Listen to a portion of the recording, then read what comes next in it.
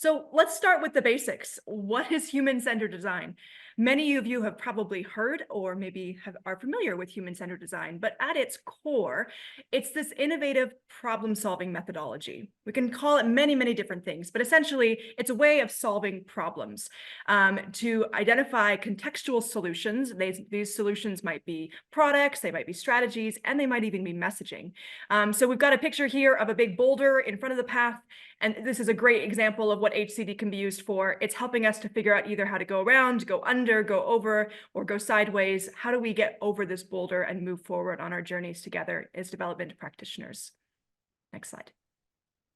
Well, what about HCD in WASH? So it's been used for about 20 years to help unstick difficult WASH challenges in the design of business models. It's also been used to look at messaging strategies, and as we're probably most familiar with, WASH products. But when we think about how HCD has been used in WASH, there are some really great examples of WASH products and services being designed using human-centered design principles that go back 50, 60, 70 years.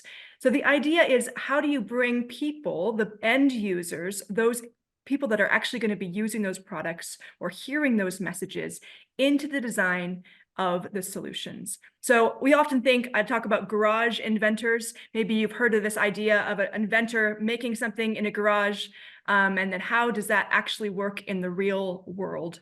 And so this is helping to bring the solutions, in the design of the solutions, into the real world so that they're not disconnected. Next slide. So we can talk about different ways of understanding HCD, but I like to talk about it as the kind of values that are underpin HCD. And HCD, human-centered design, it requires a different set of skills than traditional WASH programming. So normally we look for engineers, we might look for public health professionals, we might look for sociologists, but really with HCD, we're looking for people that are empathetic, that are participatory, that are creative, and that are iterative. And some of the best HCD practitioners that I've worked with in WASH actually don't have a background in WASH, because they come at these challenges with unique and different viewpoints. One of my best collaborative partners was someone who worked as an administrative assistant in our Bangladesh office, because she was super creative, very innovative, and an incredible ability to speak with people and understand their challenges. And so we don't necessarily need the same types of skills. And that's why maybe it's a little bit difficult for WASH people to break out of the bubble of being engineers or being public health professionals to step into this world of creativity. Next slide. So when we think about HCD, again, there's no one way to do HCD. People have been doing HCD for a long time. And so I'm not going to try to put a label or a definition on it. But when we think about the process, that process is often similar. Now, you'll see me presenting it here quite linearly.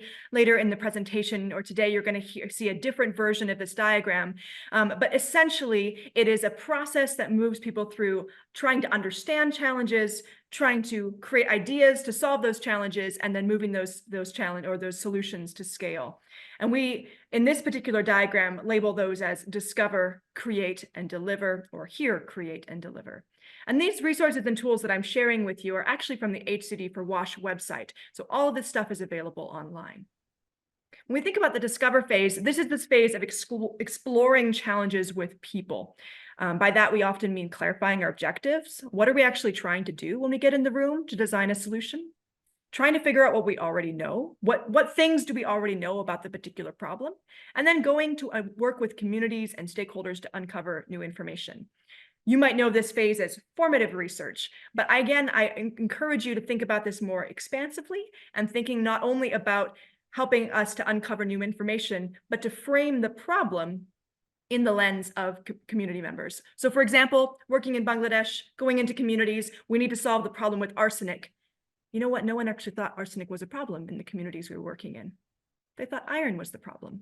So helping to think about things in new ways helps us to frame the problem in people's actual words, which helps us to create solutions that fit their needs better, while also solving challenges like arsenic. So then we move into this create phase where we're identifying our design criteria. We're prioritizing early ideas and prototyping them. So getting them actually into some kind of physical thing that we can try or we can test. And then we move into the deliver phase. This is the phase that everyone gets stuck in. And this is the phase where we pilot those ideas. we continue to iterate and refine them, and then we let go of them. We send them out into the real world and let other stakeholders, other actors, whether they be government or the private sector, media, whoever it might be, take over those solutions and grow them. And that's what makes HCD for the development space, specifically in WASH, different than the HCD that organizations like Apple or IKEA use. Again, they're using similar principles, but for them, they're able to own those solutions and take them forward. For us as development practitioners, often we have to hand those solutions off. And this is where we often get stuck in the WASH sector. Next slide. So I want to give you a few inspiring examples. I will say that these are inspiring, hopefully from things you might learn, but also ways that things haven't worked so well. So how have we used HCD in WASH? There's a lot of examples here from IDE and PRO-WASH and Scale, and that's because we collaboratively created the HCD for WASH website, which is this massive database of tools. But there are many, many other examples, and we'll hear a few more today. So one example is helping to identify a suite of appropriate household hygiene products in Ethiopia. This particular project is in the create phase, and one of the things we're doing is looking at all of the different behaviors that help with household hygiene, of which we identified 18, and now we're trying to narrow that down to a suite of products and appropriate messages to help families better conduct behaviors that are healthy for themselves and for their children. Another example from PRO-WASH and Scale is in Zimbabwe. And in this particular context, we came in thinking we need to design a new latrine. The problem is the latrine. That's the problem. If we can just figure out how to make a fancier latrine, maybe it needs to be fancy colors and there needs to be bells and whistles, maybe it should float, make it really interesting, then we'll solve sanitation in Zimbabwe. And when we actually talk to people, which is the whole point of HCD, we realized that the problem wasn't the product. The product's actually quite good. The toilet's a really good toilet. The problem is that no one understands the toilet, from government all the way to community members. And so again, it's what is the actual problem we're trying to solve is probably the most important part of HCD. Next slide. Few more examples here. So again, my colleagues from IDE are on the call. I was with IDE for a number of years, and so many of these are also from my work with IDE in Bangladesh and across the globe. But HCD has been used to design an affordable water filter, so taking kind of a basic filter that met the needs, the practical, technical needs, but helping to make it more desirable. So again, the problem was, how do we make this product marketable, that people want to purchase and own and use? It's also been used to understand how we can support gender-sensitive sanitation enterprises in Ghana. How do we get more women working in the sanitation business? Because when we get more women in, often families adopt those practices more sustainably. Another example from Bangladesh is how do we make flood-resilient sanitation? And this was another one where I had floating toilet underlined triple in my notebook, thinking, how do we design a toilet that floats? And when we got to the field, we realized the problem wasn't the floating toilet. It was that none of the installers knew how to install the existing fully functioning toilets to be flood resilient. And so again, it's not necessarily about designing products, but what is the infrastructure that fits around those products to make sure that they work well? It's also been used to design a low-cost tube well platform in Bangladesh, helping to keep water points safe. Next slide. It's been used to increase hand washing practices in Cambodia through the Kekomrum marketing campaign, which was working with grandmothers who are often working with kids. And so it was a behavior change messaging system. Another example is a women-friendly shelter, again from Bangladesh, where all the latrine shelters were super tall and super skinny, and we couldn't figure out why. So we went to the community, we used human-centered design, we tried to understand what the actual problem was. And the problem is that's the shape that the tin comes in.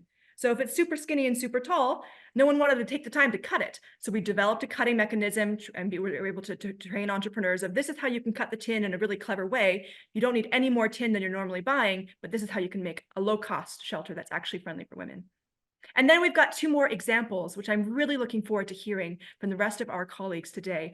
So one from IDE Ethiopia and Preserve, and then also one from Madagascar, looking at sanitation strategies and hand washing.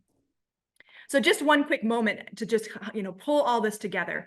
You may have been doing human-centered design without even knowing it. So there's a lot of overlap with participatory methods, ethnography. There's a lot of interesting things of how it links to market-based sanitation or market-based approaches, behavioral messaging. Good approaches actually often use the exact same principles that we're speaking about. But what the difference between, I would say, HCD and these kind of participatory methods is moving from that formative research through that piloting phase and then actually getting it to deliver. And again, that's probably where most of our work fails, but it's that purpose of how do we take these ideas and hand them off to someone else so that they can do things well. Essentially, it's just good development practice. It's doing things properly, and we're putting a framework and a strategy and a way of doing it, really talking to communities, making sure that we get these solutions that actually meet needs that they describe. So it's just a way of doing good development, I think, but we use the fancy label, we use HCD, and we bring in lots of fun tools and activities and ways of doing this research, making it participatory, making it interesting, and hopefully solving some really challenging problems.